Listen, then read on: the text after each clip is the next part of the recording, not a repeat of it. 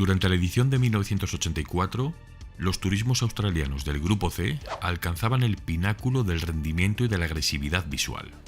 Hay quien dice que fue la época más brillante de Bathurst, cuando hasta 48 coches de 7 marcas diferentes conformaban la parrilla de la montaña.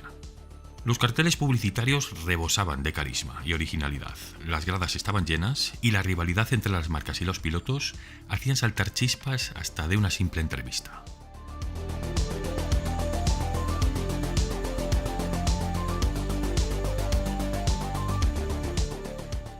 El Holden Commodore VK Grupo C, también conocido como The Big Banger, fue el vehículo con el que la leyenda Peter Brock ganó en Bathurst la Sandown 500 y la Surfer Paradise 300, todo en un mismo año.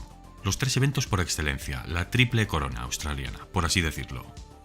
El Reglamento Australiano de Turismos Grupo C quedaría inaugurado el 1 de enero de 1973.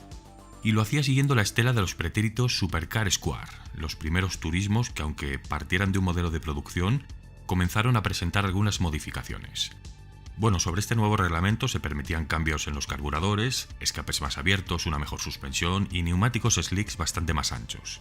Esto y poco más surgió durante la primera etapa de este reglamento. Y como dato curioso, no se me olvide, estos turismos conservaban todo el interior de serie, asientos, paneles, todo, curiosamente. Lo que pasa es que temporada tras temporada se fueron añadiendo nuevos párrafos al reglamento Grupo C, y cada año los turismos presentaban un mayor rendimiento y un aspecto más agresivo todavía. Después, como en aquella época los pasos de rueda ensanchados estaban de moda, pronto los chasis australianos comenzaron a crecer en tamaño con estos feroces kits de carrocería, que a su vez permitían cobijar unos neumáticos más grandes. Esto hasta el punto de llegar a las medidas de la Fórmula 1, sin exagerar, ahí lo tenéis en pantalla. Es en esta etapa justo cuando comienzan a brotar los primeros conflictos entre Holden y Ford, y por supuesto entre los que entonces eran sus líderes, Peter Brock y Alan Moffat. Entre ambos lograron hasta 7 de los 12 campeonatos de la época y 9 de las victorias que se dieron en el evento de Bathurst. Sin embargo, a mediados de los 80, el Grupo C comenzó a verse afectado por algunas luchas internas. Pero antes de atajar este tema, vamos a hablar de nuestro protagonista, The Big Banger, el brutal Holden Commodore VK de Peter Brock, que precisamente surge durante aquella etapa. El VK es el único Commodore que logró conquistar Bathurst corriendo bajo dos reglamentos diferentes, en el Grupo C y en el Grupo A. Hoy vamos a ver los dos. Esto hizo que el VK consolidara un enorme estatus de leyenda, y que fuese considerado por el público más experto como uno de los Commodore de carreras más auténticos, más adaptables y más efectivos de la historia. La primera famosa victoria de Bathurst se daría durante la edición de 1984, con Peter Brock y Larry Perkins al volante. Aquel VK Dayglow, que hace referencia a su color fluorescente, sigue siendo algo más que místico para el aficionado del motorsport australiano, que bueno, por desgracia no somos muchos aquí en Europa. Y la segunda victoria llegó 2 años después, en el 86, cuando la carrera ya se estaba disputando bajo la normativa internacional del Grupo A. Pero bueno, ya llegaremos ahí, porque es evidente que esta historia tiene un principio. Y es que los HDT-VK Grupo C del 84 probablemente fueron los vehículos mejor diseñados y mejor construidos de aquella época. Y lo eran porque se elaboraron en torno a 3 factores fundamentales de las carreras de antaño: la sencillez, la ligereza y la rapidez. El equipo oficial de Holden, con John Shepard al mando, había copiado la experiencia necesaria durante las temporadas anteriores, desde el primer Commodore VB hasta los más pulidos VC y VH. El VK, al final, fue el resultado de todo el estudio y toda esa experiencia de aquella familia de Holdens de carreras. Durante aquel periodo de desarrollo del VK, el piloto Larry Perkins tuvo un papel crucial en todo esto. No solo pilotaban el equipo junto a Peter Brock, sino que además dirigía todas las labores del taller del Holden Racing Team, por lo que los dos chasis VK Grupo C construidos se presentaron con la estricta minuciosidad del sello Perkins Engineering. Cada tuerca y cada cable estaban en su sitio, la configuración fue labrada al milímetro. La planta de Holden de Melbourne proporcionó las carrocerías desnudas, pero Perkins estuvo presente incluso durante la construcción de las mismas para dar instrucciones. No quería ni un gramo de más de metal ni de aislante, porque posteriormente en las zonas más críticas le daría el doble de puntos de soldadura y colocaría unos soportes más fuertes para aguantar las tensiones de todo el equipo de competición. Todas estas labores se llevaron a cabo en los talleres de HDT, incluyendo el montaje del bastidor y de los nuevos depósitos de combustible de 120 litros. Por otro lado, el kit de carrocería tan vistoso, de fibra de vidrio, se pudo desarrollar gracias a que Holden, durante aquella etapa de los VK, había cambiado el diseño clásico de los paragolpes de acero por unos de policarbonato. Todos recordamos aquellos paragolpes cromados, no solo en Holden. Y a decir verdad, el apartado mecánico era heredado en gran medida de los pretéritos VH, lo que incluiría la transmisión Bock-Barner T10 de 4 relaciones, el equipo de frenos y el esquema de suspensiones McPherson delante y un eje trasero Salisbury. Las llantas de aleación de magnesio eran unas Momo AP super ligeras, que por cierto, ya que son complicadas de conseguir y no precisamente baratas, hay gente que como réplica ha utilizado en muchas ocasiones las Well Pro Star de 15 pulgadas, que son muy equivalentes, son parecidísimas y mucho más accesibles y baratas, por si a alguno os interesa el tema.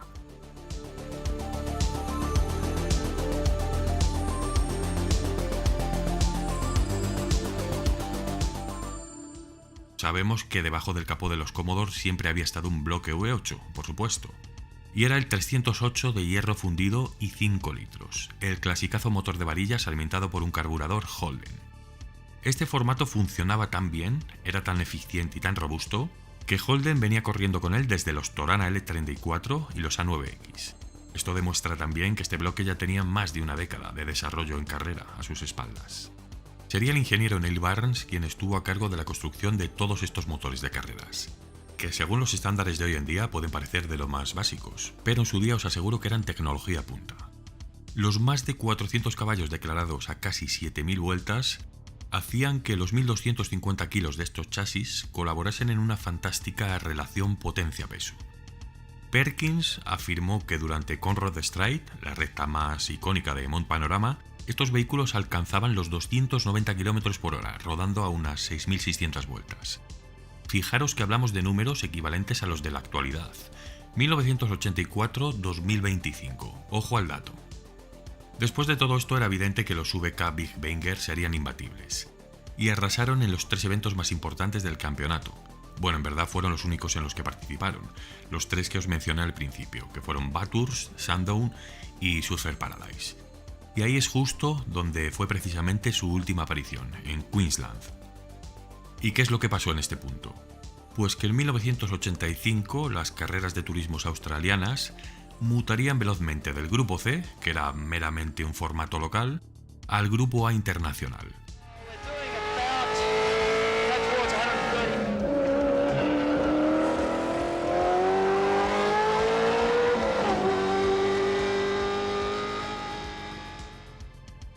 Aparte de que las homologaciones del Grupo C se estaban convirtiendo en una pesadilla, el Grupo A era un conjunto de reglas ya establecidas y con cierto sentido. Estaban funcionando bien en Europa y las compañías australianas pues buscaban unificarse con el resto y así obtener más sponsors y contratos televisivos, o sea, buscaban más visibilidad. Querían encajar con las carreras del resto del mundo, ser parte de la escena internacional, con lo cual tenían que amoldarse a lo que había. Y el Grupo C australiano por el que se regían se estaba viendo ya como una especie de fórmula bastarda. Ahora, para introducir estos vehículos de grandes motores al Grupo A, se realizaron una serie de fórmulas en las que intervenían la cilindrada, el tamaño de los neumáticos, el peso y la capacidad del depósito de combustible. En este caso, los motores estaban obligados a presentar muchas piezas de fábrica, y las suspensiones, diferenciales y demás podrían mejorarse en torno a los esquemas que presentaban los modelos homologados. El problema es que ahora el VK, en formato Grupo A, con su motor V8 de 5 litros, debía introducirse en la categoría de más de 5.000 centímetros cúbicos. Eso era un desierto en el Grupo A, únicamente el Jaguar estaba ahí presente. Y es que esto implicaba presentarse con un peso mínimo de 1.400 kilos, o sea, 150 kilos más que el VK del Grupo C. Para compensar esto, el reglamento les permitía utilizar un neumático de mayor diámetro, de hasta 13 pulgadas. Lo que pasa es que Holden no era capaz de meter esos neumáticos en una carrocería Commodore estándar, era imposible, ya que recordar que aquí ya en el Grupo A no se permitían los ensanches, los kits de carrocería sobredimensionados. Por si fuera poco, las restricciones en cuanto a las modificaciones del motor dieron una reducción de potencia de los más de 400 caballos anteriores a 310. El poderoso VK ahora era un trozo de metal torpe, pesado y con unos neumáticos ridículos. Y el equipo oficial de Holden no podía hacer nada por solucionarlo. O quizás sí. Bueno, Pues aquí modificaron el cigüeñal y redujeron la carrera hasta que la cilindrada se quedó en los 4,9 litros. Era una nueva versión del V8 denominada como LV2, y ciertamente el rendimiento era calcado al del 5 litros. Pero entonces, ¿dónde estaba el truco? Pues al reducir la cilindrada, el Commodore ya entraría en la categoría de vehículos de menos de 5 litros, y eso implicaba un conjunto con 75 kilos menos de peso. Las artimañas de ingeniero, ya sabéis. Sin embargo, sigue habiendo peros, porque siempre hay más peros. Holden hizo esto rápido y corriendo, y construyó estos motores sin prestar mucha atención en las carreras. Entonces, al tener que correr con muchos de los componentes de fábrica, como la distribución por cadena única, por ejemplo, o los balancines de acero común, los bloques tendían a romperse si los pilotos no tenían un cuidado extremo durante la carrera. Tenían que llevarles como oro en paño, con mucho mimo. Al final, pues todo este conflicto hizo que Holden estuviera fuera de tono durante una temporada entera, dejando así a Jim Richards y su BMW 635 CSI dominando el campeonato. Tenéis vídeo de eso, por cierto, en el canal. Pero ahora llegaba 1986 y Holden, con la lección bien aprendida y el reglamento a la mano, aprovecha para lanzar una evolución Commodore de 500 unidades llamada HDT VK-SS Grupo A. Recordad que tenían que fabricar 500 unidades para poder homologar el modelo, y Holden las fabricó. Este era un vehículo con dos puntos clave. El primero, un kit de carrocería pensado en las carreras, diseñado por Leo Preneur y Phil Mudd. Y lo segundo, un motor construido estrictamente para soportar los esfuerzos de los eventos de resistencia australianos.